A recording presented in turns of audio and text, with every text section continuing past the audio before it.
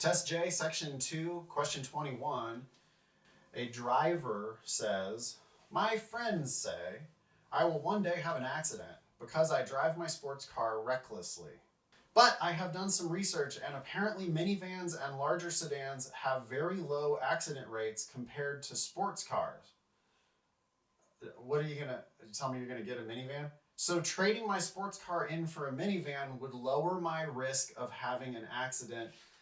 Well, okay. On the one hand, it is true. Minivans probably don't get in as many wrecks as sports cars. And yeah, it might be the case that if you get a minivan, you will stop driving as recklessly as you currently drive your sports car. It's also possible that you drive your sports car recklessly because you're an idiot. And if you get a minivan, you might continue to drive that minivan just as recklessly. In fact, it might not be built to handle your kind of reckless driving. You might actually be more likely to get in an accident if you start driving a minivan the way you drive your sports car. Your job is to disagree. Okay?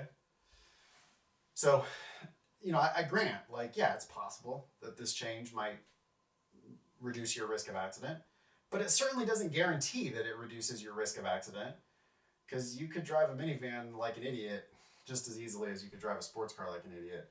The reasoning in the driver's argument is most vulnerable to criticism that the argument what? This is a flaw question. Flaw questions are also in the top-down, must-be true universe, okay? Did they do it? And is it a problem that they did it? That's our analysis as we go into these answer choices. Basically, what did they do wrong? The reasoning question that we did right before this one was about what did they do. Flaw questions are one step further. Not only did they do it, but it's wrong that they did it. I think I have a pretty good prediction here, right? I was attacking this argument saying, well, wait a second, you could continue to drive your minivan like a dick. I don't see why you automatically are going to drive safer, even if minivans do tend to get in less accidents. I'm pretty sure I'm right on top of it here. A says, it infers a cause from a mere correlation. I didn't use those words, but it did do that, right? This guy, this driver, says, well, sports cars have higher accident rates than minivans. That's a correlation. And then, by assumption, the driver has said, oh, so if I get a minivan, that will cause me to drive safer. It's a correlation. I didn't even spot it, but it is a correlation, therefore causation argument. The answer here is going to be A.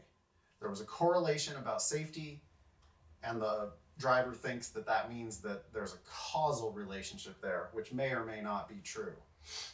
B, did it rely on a sample that is too narrow? Absolutely not. Where's your evidence for that? The question we just saw previously said 1% of all residents. There was evidence in the passage that it had dealt with a small sample.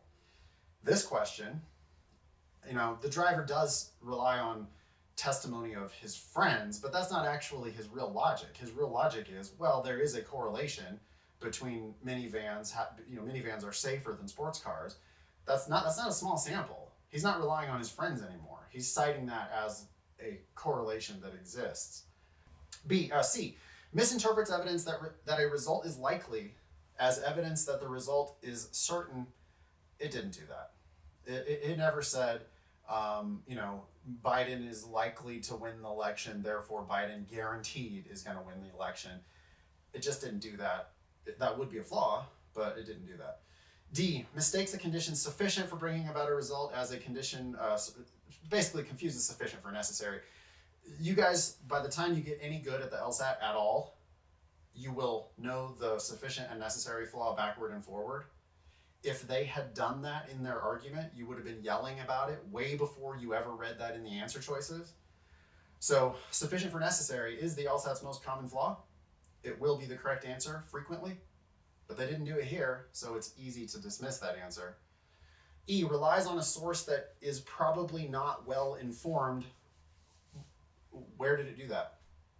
As far as we know, this guy's friends work for the car safety whatever, I have no evidence that they're not well informed.